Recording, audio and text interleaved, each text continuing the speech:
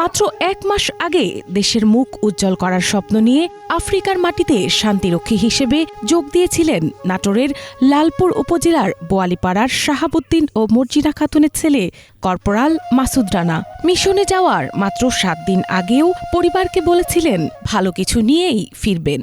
ঘটনার দিনও স্ত্রীর সঙ্গে ফোনে কথা বলে জানিয়েছিলেন রাতে আবার কথা হবে, কিন্তু কে জানতো সেটাই তার পরিবারের সঙ্গে শেষ কথা। গত শনিবার সুদানের আবেই এলাকায় সন্ত্রাসী হামলায় বাংলাদেশ সেনাবাহিনীর ৬ জন শান্তিরক্ষী নিহত হন। আহত হন আরও ৮ জন। নিহতদের মধ্যে একজন কর্পোরাল মাসুদ রানা। এই দুঃসংবাদ পৌঁছতেই তার গ্রামের বাড়িতে নেমে আসে শোকের ছায়া। কান্না আর আহাজারিতে ভারী হয়ে ওঠে পুরো এলাকা। মিশনে যাওয়া কালকে ১ মাস ৭ দিন।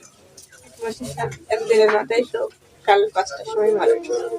মাসুদ রানার পরিবারের সদস্যরা জানান ২০০৬ সালের ৭ জানুয়ারি বাংলাদেশ সেনাবাহিনীতে যোগ দেন মাসুদ রানা।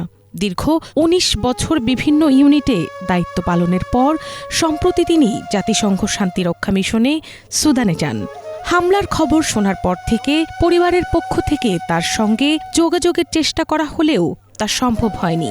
পরে সংবাদ আসে যুদ্ধে মাসুদ রানা সহ আরও ৫ জন মারা গেছেন।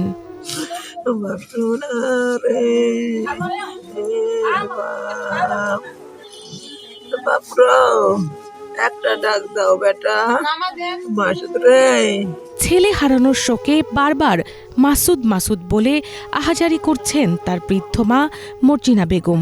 স্বামীহারা স্ত্রী আখি কোলে শিশুকন্যাকে নিয়ে হয়ে পড়েছেন নির্বাক হতবিহ্বল। তার সঙ্গে বিকেল বেলা তারপর সে বলছে আমাকে রাত ১০টায় ফোন দিবে, ১০টার পরে ১০টার পরে পরে সে আমাকে ফোন দেয়।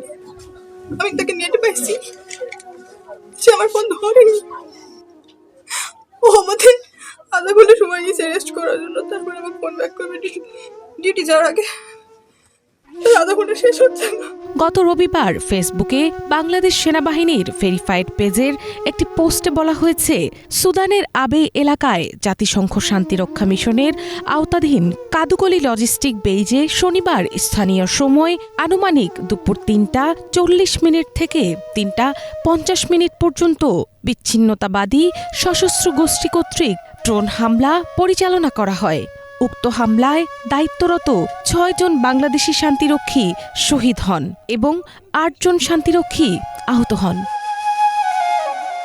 মিনালা দিবা, বাংলা ভিশন, নিউজ ডেস্ক।